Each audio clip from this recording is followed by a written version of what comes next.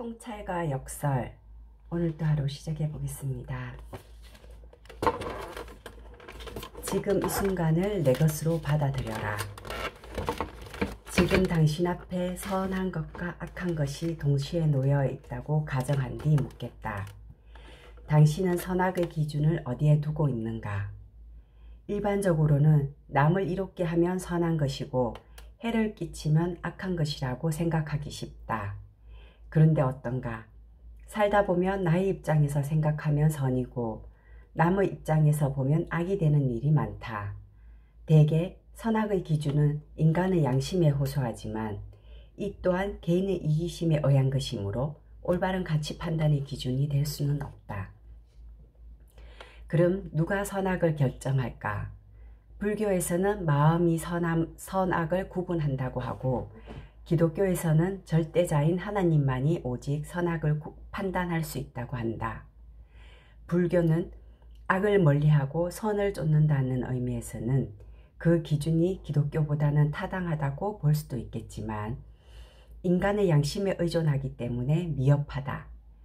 그리고 기독교는 눈에 보이지 않는 하나님이라는 신적 존재에게 의지하기 때문에 둘 다 명확한 선악을 판단할 수 있는 자격이 없다는 것이다. 그럼 누가 선악의 기준을 가릴 수 있을까? 만약 누군가가 순간마다 옳고 그름과 선악을 명확하게 판단할 수 있는 지혜를 가지고 있다면 그는 인간이 아니라 거의 신의 경지에 있다고 할 수도 있다. 이건 무엇을 말하는가? 단지 인간의 눈으로 선악을 판단하지 말라는 것이다. 그럼 누가 선과 악을 규정할 수 있을까? 오직 우주를 관할하고 있는 전지전능한 대자연만이 판단할 수 있다. 왜냐하면 대자연은 신적 존재가 아니라 세상의 이치를 관할하는 진리 그 자체이기 때문이다. 이것이 내가 신불산에서 17년 동안 치열하게 수행하여 정답한 결론이다. 내가 신불산에 들어가 무당들이 구출하고 남긴 음식을 먹고 쓰레기를 청소하며 17년 동안 수행했던 이유는 세상을 바꿀 대단한 도를 얻기 위해서가 아니었다.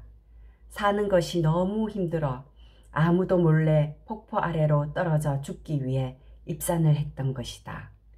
하지만 그곳에서 물소리와 새소리, 바람소리를 들으며 꽃과 나무들과 온갖 짐승들과 함께 살면서 지금껏 경험하지 못했던 생의 기쁨과 경의를 느꼈다.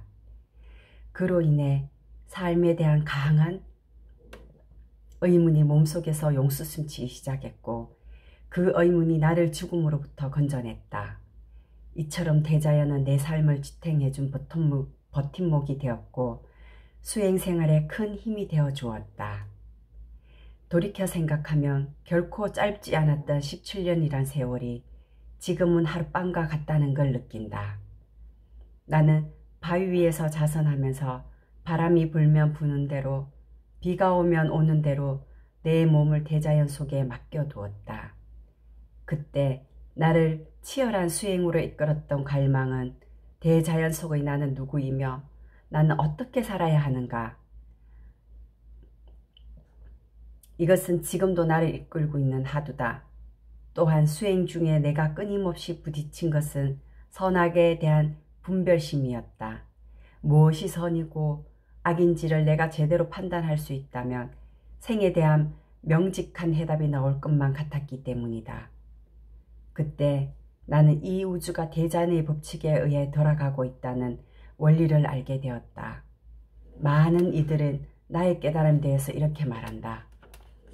신불산에서 17년 동안 깨달았다는 것이 겨우 이거인가? 라고 비웃거나 반문할 것이다. 근데 정말 그럴까? 봄이 오면 꽃이 피고 여름이면 꽃이 져서 가을이면 열매를 맺는다. 이처럼 이 세상은 대자연의 법칙에 쉬지 않고 움직인다. 따라서 대자연의 법칙을 따르면 선이요 역행하면 악임을 알았던 것이다. 인간은 자신과 맞지 않으면 쉽게 배신한다. 하지만 대자연은 100년, 1000년, 억만 년 동안 단 한 번도 약속을 어기지 않았다.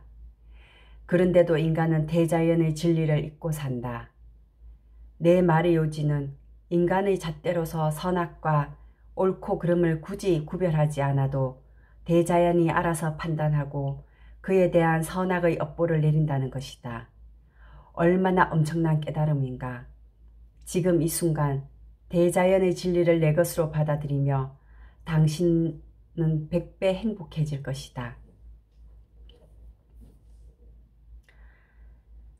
어떤 것을 판단하기보다는 순리대로 흘러가는 삶을 살아갈 수 있도록 순간순간에 충실할 수 있는 그런 하루 되시기 바랍니다. 좋은 하루 되십시오.